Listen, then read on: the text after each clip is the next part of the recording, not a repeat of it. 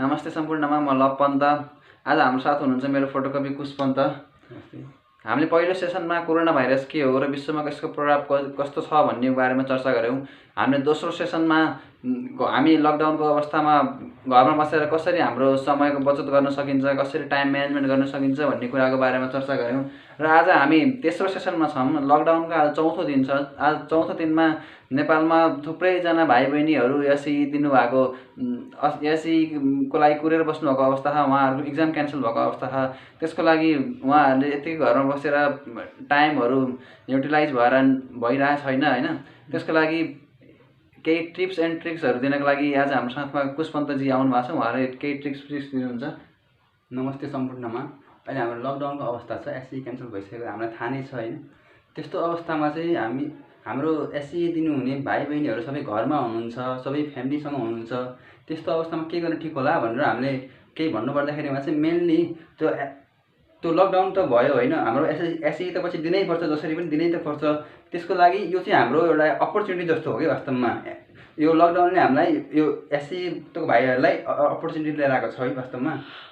अनि सर्वप्रथम त के गर्नुपर्छ भन्दाखेरि भाइ बहिनीहरूले चाहिँ एउटा टाइम टेबल बनाएर पढ्नुपर्ने अवस्था आएको छ अहिले चाहिँ।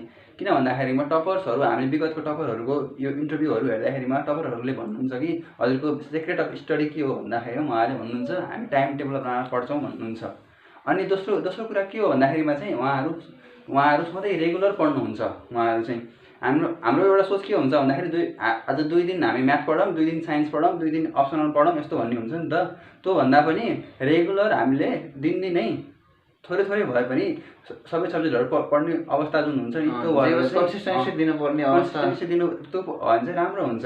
अनि अर्को तेस्रो मेन कुरा भनेको चाहिँ सिलेबस। हामी विशिष्टीकरण तालिका भन्छौँ नि, हामी सिलेबस पनि कभर गर्नु पऱ्यो। आउट अफ सिलेबस अब खासै आउँदैन हाम्रो नेपालमा। सिलेबसमा हामी गयौँ भने चाहिँ अझै हाम्रो टाइम कन्ज्युम हुने अवस्थालाई चाहिँ अझै घटेर अझै हामी पोइन्ट कुरामा जान सक्छौँ।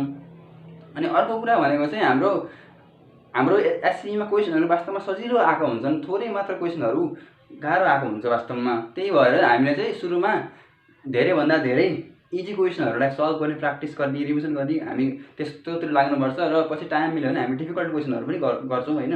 मेनली चाहिँ इजी क्वेसनलाई बढी फोकस गरेको हुनुपर्छ। अनि यो हामी सबै यो विद्यार्थी भाइ बहिनीहरू चाहिँ घर बसेको अवस्थामा चाहिँ हाम्रो प्यारेन्ट्सहरू हुनुहुन्छ नि, जुन प्यारेन्ट्सहरूले चाहिँ विद्यार्थी भाइ बहिनीलाई चाहिँ यो के भन्छ अरे इन्भाइरोमेन्ट हुन्छ नि, स्टडी इन्भाइरोमेन्ट चाहिँ बनाउनु जरुरी छ। किन भन्दाखेरि अहिले त अब नेटको जमाना छ, डिस्ट्र्याक्सन धेरै छ होइन। मोबाइल चलायो, ल्यापटप चलायो, यस्तो डिस्ट्र्याक्सन धेरै छ। त्यो डिस्ट्र्याक्सन भन्दा पनि अब चलाउनु त पर्यो, जे होस् ठिकै छ होइन। पढाइ पनि होस्, रमाइलो पनि होस्, रमाइलोहरू पनि हेर्नुहोस् त आफ्नो ठाउँमा छँदैछ। भए पनि अब इक्जाम नजिकै क्यान्सल भएको मुखले पनि भाइ बहिनीहरूलाई एउटा दुखित पनि छ। कोरोना भाइरसको एउटा चिन्ता पनि छँदैछ। अब यो पढ्ने बानी फेरि छुट्यो भने पछि कोरोना भाइरस दिने बित्तिकै एसई हुनेवाला नै छ। त्यो भएर गाह्रो हुन्छ। त्यही भएर 2-4 घन्टा कति समय निकाल्न सक्नुहुन्छ। हाम्रो गोल के हो, टार्गेट के हो भन्ने कुरा विद्यार्थीले जान्न जरुरी छ। अब अहिलेको गोल के छ भन्दाखेरि पढ्ने गोल छ। विद्यार्थीको मेन दायित्व भनेको त पढ्ने हो नि त। एसई हुनेहरूलाई एसईको छ, +2 हुनेलाई +2को छ, ब्याचलरको इक्जामहरू हुनेलाई ब्याचलरको इक्जाम छ। मेन गोल चाहिँ त्यो छ नि त। धेरै इक्जाम क्यान्सल भएको अवस्थामा चाहिँ मेन गोल टार्गेटलाई फोकस गरेर हामी चाहिँ त्यो अवस्थामा जानुपर्ने अवस्थाहरू चाहिँ हुन्छ होइन। अनि फेरि यो गोल टार्गेट गर्ने भन्दैमा फेरि अहिले विद्यार्थीहरू यस्तो छ अवस्था भन्दाखेरिमा चाहिँ रात दिन नसुतिकन पढ्ने, त्यो डिप्रेसनमा आउने, स्ट्रेसमा आउने, त्यो अवस्थामा चाहिँ त्यो छैन होइन। हामी इनफ स्लिप चाहिँ लिनुपर्छ। एटलिस्ट 6 आवर स्लिप चाहिँ लिनै पर्छ वास्तवमा हामीले। अझ बेस्ट टाइम भन्दाखेरिमा चाहिँ 10 to 4 भन्छ नि हाम्रो। Early to bed and early to wake up make man wise and intelligent हुन्छ नि। त्यो कुरा चाहिँ हाम्रो जीवनमा लागु हुनुपर्ने जरुरी छ वास्तवमा। अनि यो त भयो उहाँहरूलाई टिप्स। अब ट्रिक्सहरू त अपनाउनु होला। यसका साथै हामीलाई उहाँहरूलाई टाइम म्यानेजमेन्टको लागि केही योगा मेडिटेसनहरू पनि दिन सकिन्छ होला नि।